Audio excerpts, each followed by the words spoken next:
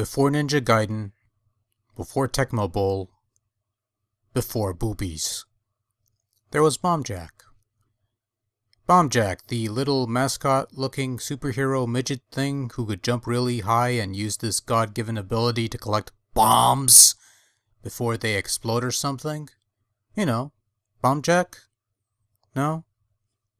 Anyway, Bombjack originally started life as a 1984 arcade game and eventually saw some home conversions on the various home formats, including today's subject matter, Bombjack for the original Game Boy. You assume the role of Bombjack, a midget-sized superhero type whose sole purpose in life is to collect bombs in each level. Henceforth, your main objective in Bombjack is to collect all the bombs on screen while avoiding all the bad guys to clear the level. You can collect the bombs in any order you wish, but if you collect a large number of lit bombs in sequence, you get a bit of a bonus when you clear the level. On occasion, there will be bonus pickups that you could pick up, some worth points, some will turn all the enemies into coins for a brief period of time, and sometimes you'll even come across an extra life or two. And that's pretty much the extent of Bombjack for the most part. There are options to toggle the overall difficulty of the game as well as the speed of the game so that it runs at its normal speed or at a slower pace. Bombjack is fairly straightforward in its concept and pretty easy to get into. The main trick here is learning how to control your jumps in order to successfully navigate the level and evade certain death. And Bombjack actually gives you plenty of control over your jumping prowess even with a simple control setup. Pressing the A button alone will give you a nice high jump, but pressing up and A will allow Bombjack to jump until the height of the screen. While in the air, you can tap A to slow your descent, or just press down to fall straight down. I could go into other bits about how you could halt your descent to the skies, and a couple other bits, but that would be spoiling and quite frankly a waste of time. All that's left to say in this regard is that control feels great and works without much of a hitch.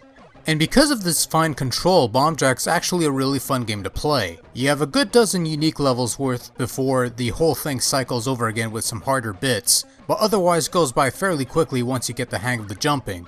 Admittedly, this feels a bit easier than the arcade original, possibly a bit slower than I remember, but again, there's adjustable difficulty which makes the game a tad harder, so it's not all lost. Graphically speaking, Bombjack looks pretty damn good for a Game Boy game. Sprites are almost monochrome dead ringers for the arcade original characters, and the backdrops are faint yet fair recreations of the original game's own backdrops. I'm not a big fan of the vertically oriented heads-up display where your score and lives count resides, but I'll admit it's a fairly creative way of fitting that information on screen. There's not much to say about Bombjack sound-wise. Well, that's not quite true. The Game Boy version of Bombjack ditches the cutesy jingles of the arcade original in favor of a couple original tunes that feel less cartoony and a little more heroic. A bit of an interesting choice there for lack of a better term. There's only one main tune that plays during the gameplay here, as opposed to a couple in the arcade game, and it's actually not that bad. Not great, but not bad. Kinda sorta catchy even. Overall, as far as quick games on the go, Bombjack is generally good stuff. Easy to pick up, fairly easy to get into, bit of a challenge to overcome. If you enjoy old school arcade games or single screen platforming efforts in general, then Bombjack is one worth checking out.